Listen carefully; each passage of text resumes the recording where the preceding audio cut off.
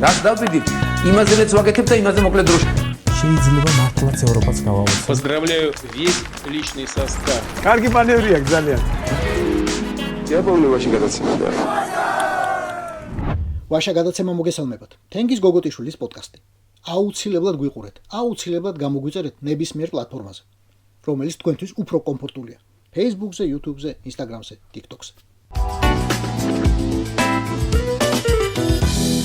პირველი გრძნობა, რაც ცოდვილ ადამიანს ამ ცოდვილ მიწაზე გაუჩინდა, გახსოვთ რა იყო? სირცხვილი. აი იმ ხილის ჭამის შემდეგ. ამათ ყველას ახლა მართლმადიდებელი ქრისტიანი რომ უწერია საკუთარ თავს და კაბინეტები ხატებითა და ილია მეორესთან ფოტოებით რომ აქვს გადაჭედილი. ამდენი უნდა იცოდნენ. ამიტომ ახლა კითხვა უფრო მაქვს ვიდრე შეგონება. სიტყვა შეგონება, სიტყვა გონებაა ფუძე და მაგის იმედი ამათთან არ მაქვს. კითხვა კი შეიძლება რიტორიკულიც იყოს. არ გწვენიათ, აი მართლა არ გწვენიათ. საკუთარ სახელმწიფო ინტერესებსა და მშვიდობას თავისი ხალხისთვის ჩვენი ქვეყნის მისამართით მთელი რიგი დაუმსახურებული ბრალდებები მოვისმინეთ. აქ რამე არ გიტყდებათ. აი ეს არსება რომ ტრიბუნაზე დგას და ვიღაცებს ასწავლის საერთაშორისო პოლიტიკას, გლობალურ უსაფრთხოებას, მაკროეკონომიკას, კონსტიტუციის საფუძვლებს, დემოკრატიის საფუძვლებს. ამის გამო ყურები არ გიხურთ არავის. მაგრამ ხო ვთქვი, კითხვა რიტორიკულია. იმიტომ რომ ყველანი, ვინც ამ ამბასადორიელზე არიან ჩამოხვეტილები ახლა, ეგრეთ წოდებულ ამბასადორიელს, სუსტად ასეთებივე არიან. იქნებ უარესებიც. იმიტომ რომ ამას აკლია განათლება და დაუტოვოთ 1%-იანი შანსი რომ ვერ ხვდება რაღაცებს. მაგრამ დანარჩენებს ხომ აქვს დამთავრებული უნივერსიტეტები, დიპლომატიური აკადემიები, კურსები, მაგისტრატურები, დოქტორანტურები, ესენი ხომ ხვდებიან? ხომ უნდა ხვდებოდნენ, მაგრამ არ ხვდებიან. რომ ხვდებოდნენ და საკუთარ თავს უტყდებოდნენ ამაში, აქ არის ხდებოდნენ. ელჩების კამპში არის ხდებოდნენ მაშინ, როდესაც ქვეყნის ღალატს სამსახურებრივად სთხოვენ. ახლა კი ქვეყნის ღალატი ამათი ყოველდღიური სამსახურია უკვე.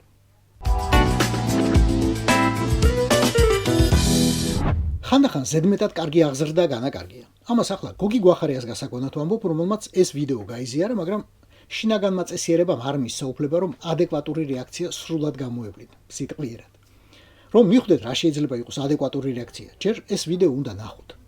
გაწყობა მინდა განახოთ საქართველოში, ესე იგი, როგორ ერთობიან რუსები და ეს მიხარია რატომღაც რომ აი ადამიანი რომ ერთობა და რაღაც სხვა ხალხი და ბედნიერია კარგად ქვეყანაშია რა ბატონო რა მნიშვნელობაა კი ეს რუსი იქნება უკრაინელი იქნება ის იქნება ას იქნება აი რუსი ნუ ჩავიციკლებით ახლა მიხვდით რა არის ადეკვატური რეაქცია ამაზე ადეკვატური სიტყვიერი რეაქცია თუნდაც ემოციური კი ეგ ყველაფერი და ზემოდან კიდევ ამ ციციბურა კაცს აქამდე მუსიკაში მაინც თვლიდი ჩემზე კარგად ჩახედულად. მაგრამ აღმოჩნდა რომ თუ სადმეა ჩახედული რუსის უკანა გასასვლელია. სადაც ამისმა ხელისუფლება ამის დიდი დამსახურებით საქართველო შეიყვანა. უყვარს ბიჭს როცა რუსები ერთობიან თურმე. რუსი უკრაინელი რა მნიშვნელობა აქვსო? ვინც ჩემზე მეტი აკადემიური სიტყვა იცით, აუხსენთ ამ ორგანიზმს რომ მნიშვნელობა აქვს. თუნდაც მხოლოდ იმიტომ რომ როცა ერთობა რუსი ვერ ერთობა უკრაინელი. და ორი მასტერკატვინი თუ შეგრჩენია საკუთარ თავს უნდა ეკითხებოდე. ჩემს ქვეყანაში თუ ოკუპანტი ასე კარგად გრძნობს თავს. იქნებ არ არის ეს მთლად კარგის ნიშანი. მინდა განახოთ რა როგორ ერთობიან ესენიც რა.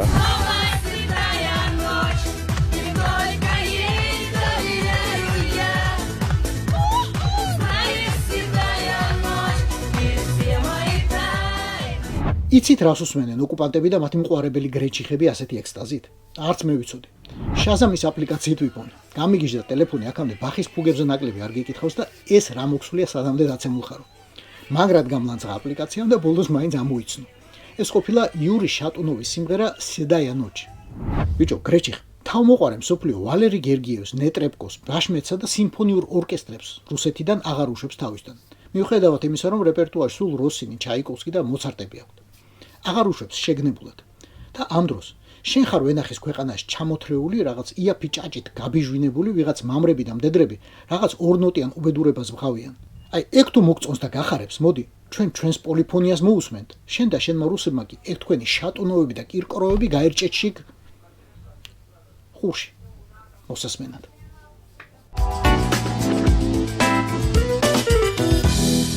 წავიკითხე ეს თემურ თათარაშვილის Facebook-ზე და ეგრევე წავილე ხელი. რა ვიცი. კაცის წყელა ძლიერიაო, კაცის რო.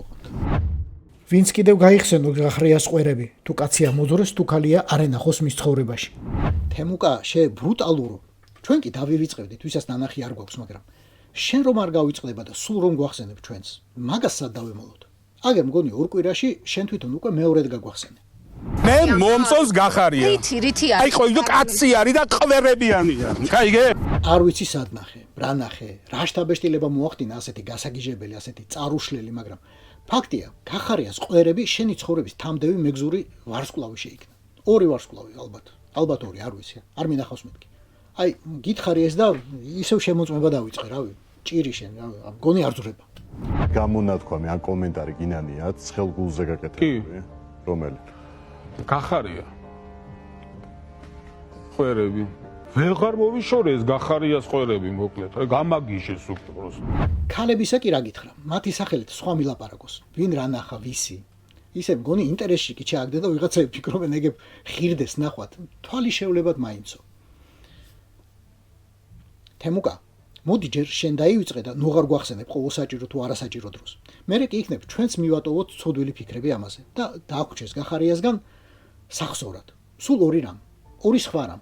პარლამენტად წოდებულ შაპიტოში მის ფრაქცია წოდებული ბრიგადა და ის რაც ყველაზე კარგად უჩანს, რაც არ იმალება და რაც ნაღდად დაუიწყარია. მისი გამოკვეთილი პროფილი. არ ვიცი, რომაული ქვი, არწივისებური თუ სადაული. და მესამე, მისი პოლიტიკური ჩათლახობა, რომელთაც მხოლოდ შენ დარჩი ასეთი აჩაროვანი და აკალდოვანი მთელს მსოფლიოში, ჩემო თემუკა. აჩაროვანი. აკალდოვანი.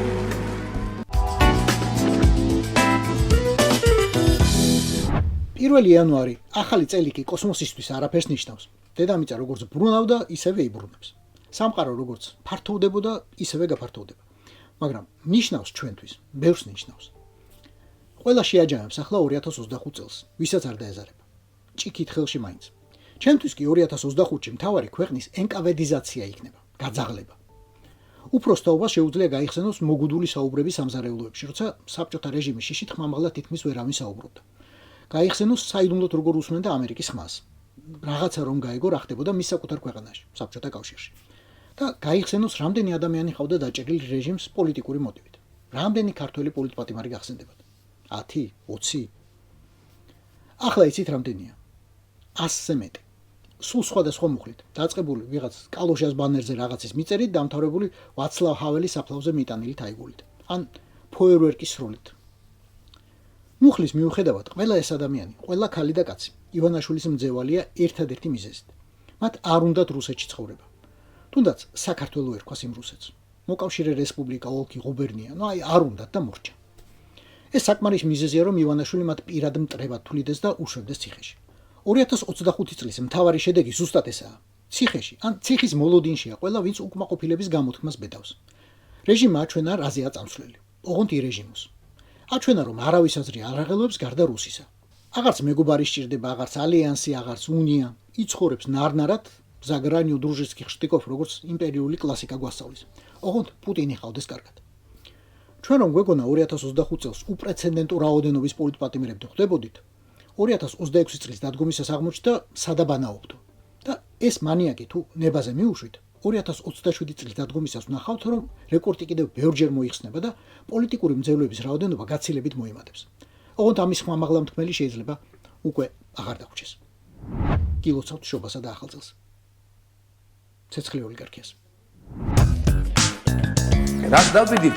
იმაზე მეც ვაგეთებ და იმაზე მოკლედ დროშა. შეიძლება მართლაც ევროპას გავავოცოთ. Поздравляю весь личный состав. კარგი მანევრია ძალიან. Я помню, очень гадаться.